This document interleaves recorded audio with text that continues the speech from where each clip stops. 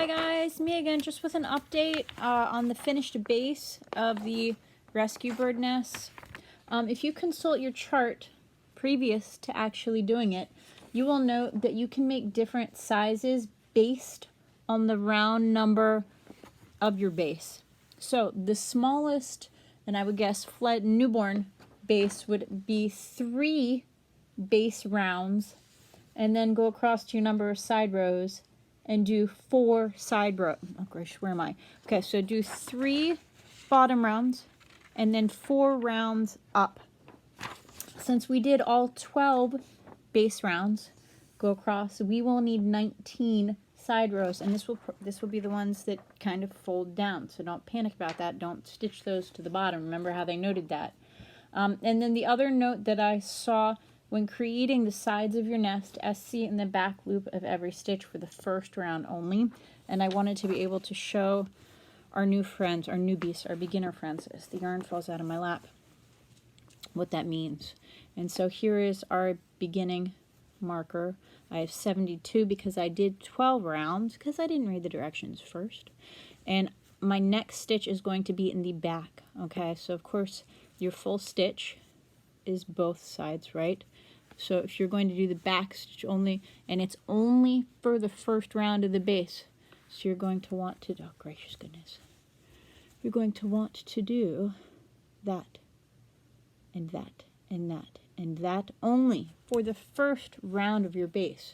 Now, if you only do, pick your chart, if you only do 7 round bases, 1, 2, 3, 4, 5, 6, 7, be this large from my fingertip to the center, okay? You will need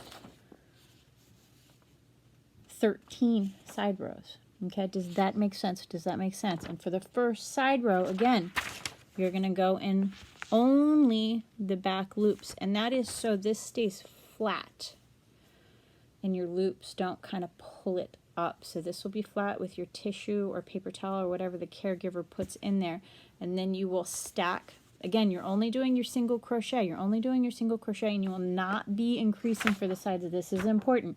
There are no increases. There are no increases for the side, okay? You will just want to match your base size with your side size, okay? So I don't know, I even fold that in half, okay? So if you do 3 base rounds, you will need 4 sides. If you do 4 base rounds, you will need 9 sides. 5, 10, 6, 12, 7, 13.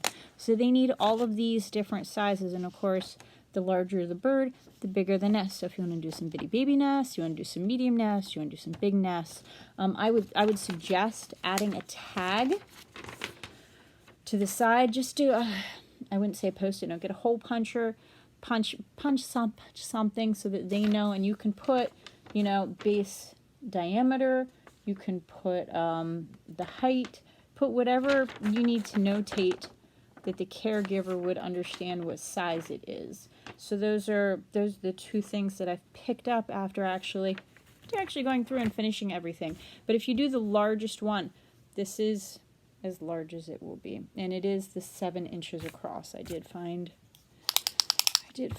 finally my measure. So this is, it's a 7 inches across. Do not have to make it that big. This is the largest size, okay? So again, go through, pick the base size that you want, match it with your side rows. You're welcome to fold it like I do, or highlight it, and complete it that way. So because I did 12, I need to do 19 side rows. No cheating, okay? No cheating, guys. So please check this chart, and this is on page 4 or 5 of my printouts. And fasten off. Again, fastening off will be a very simple slip stitch, and weave in your ends. Again, these will be woven through the bottom. I would recommend edging, sewing it through the edges or the outside. Obviously, you don't want it on the inside because the birds can peck and peep. We don't want that, so please stitch it along the outside edges of your piece when you're weaving in your ends. Your nest will be machine washed, so please be careful to working your ends pretty studiously. That makes sense. Thank you again for watching. I appreciate it. If you have any other questions, please let me know. I'm going to post this up because I know someone's going to be like, okay, now what? Check the chart. Check the chart. Again, I'm going to, was from the Bird and Wildlife Crochet File. Just going to hold this up for you guys for just a minute so that you can look. And again, it's very nice to fold this in. Okay, so number of base rounds determines the number of side rows that you will need. Okay, so the number of base rounds, I know I'm repeating myself, determines the number of side rows you need. Thank you very much again for popping by. I hope this helps. Let me know if you have any questions. Bye.